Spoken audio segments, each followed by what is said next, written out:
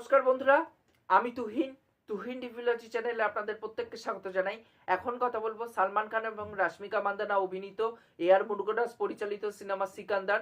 সেটার কিন্তু সেকেন্ড গান বেরিয়ে গেছে, বাম বাম ভোলে। তাই এই গানটি কেমন কি লেগেছে আজকে মূলত আপনাদের সাথে সেটা নিয়েই আলোচনা করব। প্রথমে আমি একটাই কথা বলতে চাই, কেন কিসের জন্য এই গানটা দরকার। কারণ এই গানটা একদমই ভালো হয়নি। মানে ফার্স্ট গানটা তবু একটা মানে মানে কিছুটা লেভেলেও ভালো লাগছিল, বাট এটা কিন্তু তার থেকেও বাজে হয়েছে। মানে এটা একটা হোলির সেলিব্রেশনের জন্য এই গানটাকে বার করা হয়েছে, বাট সেটা হোলি যে সেটাই এখানটায় ফিল করতে পারলাম না। সেই জিনিসটা সত্যি খুব বেকার লেগেছে, খুবই বাজে লেগেছে।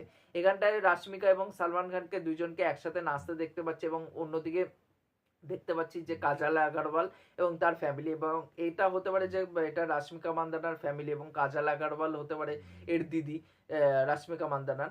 এবং এই ফ্যামিলিটা সাউথ ইন্ডিয়ান হতে চলেছে, যাতে রাশমিকা মান্দানাকে যে যে ডায়ালেক্টটা বলে, অ্যাকচুয়ালি হিন্দিতে কথা বলে বাট ডায়ালেক্টটা শোনায় হচ্ছে সাউথ ইন্ডিয়ান।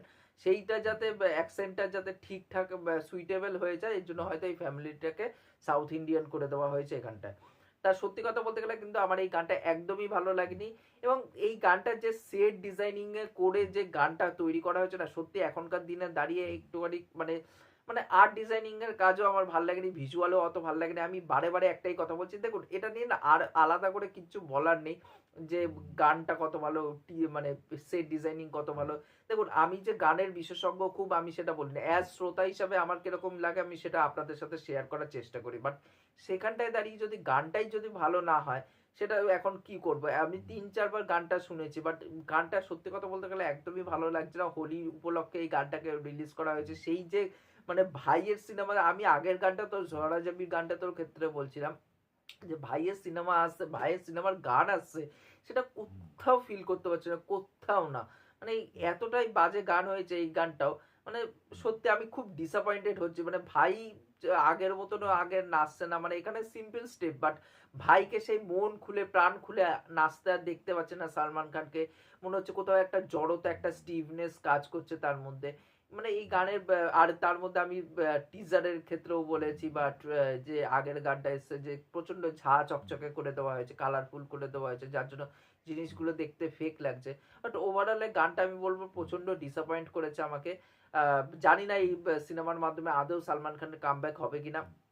কারণ আমার কিন্তু প্রচন্ড নেগেটিভ মনে হচ্ছে এই সিনেমাটাকে নিয়ে। একটা নেগেটিভ ভাইবস কিন্তু আমার মনের মধ্যে কাজ করছে যে এই সিনেমাটা আদৌ বক্স অফিসে চলবে কিনা। এবং দেখুন একটা সার্টেন লেভেল কালেকশন করেই নেবে, যে ভাইয়ের সিনেমা ঈদে আসছে, একটা সার্টেন লেভেল একটা কালেকশন হয়ে যাবে, ২-২৫০ কোটি টাকা মেনে দেবে। কিন্তু এটা যে ৪০০-৫০০-৬০০ কোটি টাকার একটা বক্স অফিস করবে, সেটা করবে কিনা আমার খুব সন্দেহ হচ্ছে। কারণ এই মানে এই সিনেমার কিন্তু ভাইবস এখনো পর্যন্ত টিজার বলুন বা এই দুটো গান বেরালো, একটাও ভাইবস কিন্তু ভালো লাগেনি। যেটা অ্যানাউন্সমেন্ট একটা টিজার বা গ্লিমস যাই বলুন না কেন, ওইটা যখন এসেছিল ওটাই আমার জাস্ট বেস্ট লেগেছিল। বাট এইগুলো কিন্তু আমার একদমই জমেনি।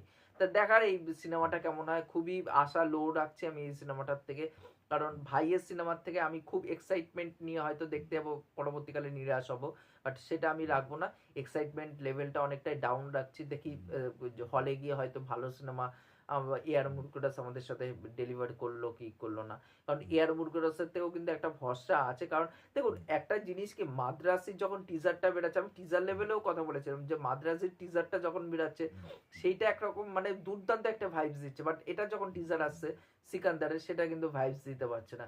মানে একই ডিরেক্টরের দুটো সিনেমা আসছে, বাট সেইভাবে কিন্তু দেখুন দুটো দুই মেরু সিনেমা হয়ে যাচ্ছে। দুটো মানে আলাদাই লাগছে। মানে একটা মনে হচ্ছে অন্য কেউ ডিরেক্ট করেছে মাদ্রাসি সিনেমাটা, আর এটা হয়তো অন্য কেউ ডিরেক্ট করেছে। মানে দুটোর মধ্যে এআর মুরকুটাসের মানে সরি মাদ্রাসের মধ্যে তবু এআর মুরকুটাসের একটা ছাপ পাওয়া যাচ্ছে, বাট এটার মধ্যে পাওয়াই যাচ্ছে না। আর এআর মুরকুটাসের কিন্তু আমি ফ্যান বলতে পারেন।